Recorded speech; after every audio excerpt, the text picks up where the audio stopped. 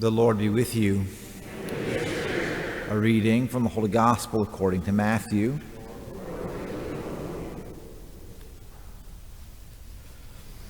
As Jesus was going up to Jerusalem, he took the 12 disciples aside by themselves and said to them on the way, "Behold, we are going up to Jerusalem, and the Son of Man will be handed over to the chief priests and the scribes, and they will condemn him to death and hand him over to the Gentiles to be mocked and scourged and crucified, and he will be raised on the third day."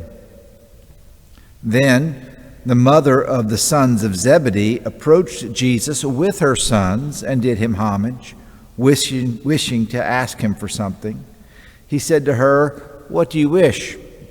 She answered him, "Command that these 2 sons of mine sit, one at your right hand and the other at your left in your kingdom." Jesus said in reply, "You do not know what you are asking. Can you drink the chalice that I'm going to drink?" They said to him, "We can." He replied, "My chalice you will indeed drink, but to sit at my right and at my left, this is not mine to give, but it is for those for whom it has been prepared by my Father." When the 10 heard this, they became indignant at the 2 brothers. But Jesus summoned them and said, "You know that the rulers of the Gentiles lord it over them, and the great ones make their authority over them felt. But it shall not be so among you. Rather, whoever wishes to be great among you shall be your servant. Whoever wishes to be first among you shall be your slave. Just so the Son of Man did not come to be served, but to serve, and to give his life as a ransom for many."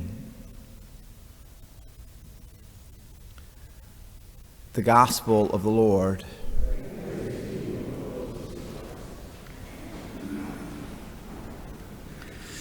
Have you ever said something really important to somebody, and then it became very clear that they weren't listening to you? So I'm saying something really important to you. You know, your house is on fire. Yeah, but there's a sale at the mall, you know? It's like, okay. This gospel is it's just almost strange. Here's Jesus, and he takes the 12 disciples off to the side, and he says to them, you can just imagine him saying, "Okay, guys, it's getting serious. We're going up to Jerusalem, and I'm going to be condemned to death. I'm going to be scourged. I'm going to be mocked, and I'm going to be killed. Yeah, but put us in charge. Make us somebody." It's like it went right over their head, isn't it?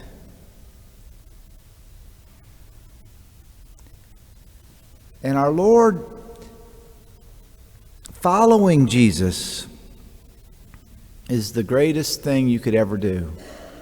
It's the greatest thing that anybody could ever do. We were created to let the good Lord, the God of love and life, pour his very being into us. We were created to participate in the life of God. Our life is pure gift. Now, we know about sin entering the world and distorting the world and all of that, and Jesus comes to restore us. And there's nothing better that we could do. But if we want to follow Jesus so that we have accolades and prestige and worldly honors, then we're in the wrong boat. And so these sons of Zebedee and their mom, they're like, "Hey, make us somebody. We want to be somebody. And Jesus, can you drink the chalice? And when Jesus talks about the chalice, he's talking about a cup of suffering.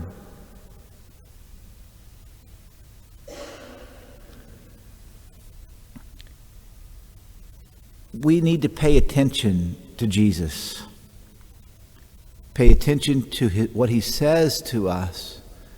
I think so often we can be like the mother of the sons of Zebedee. It's like, yeah, Jesus, whatever, but I have something important to say to you. I need to tell you what you need to do for me.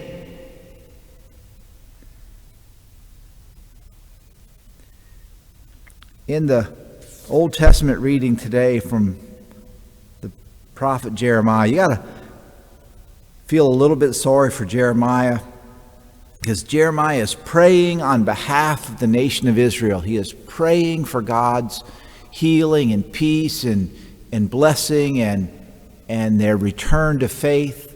He's praying for them, and he's preaching to them. And it says they paid close attention to every word he said, right? In order to accuse him.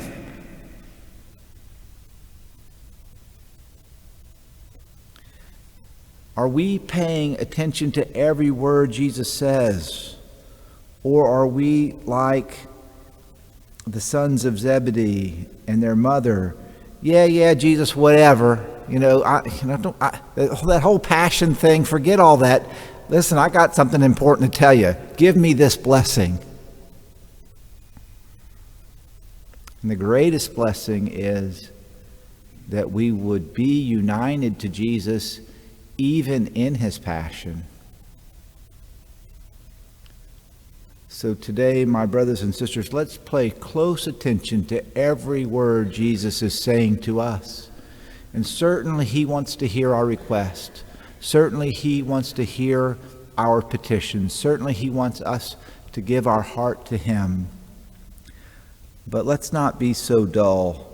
Again, we're not here this morning to pick on them. We're here this morning to recognize that we do the very same thing.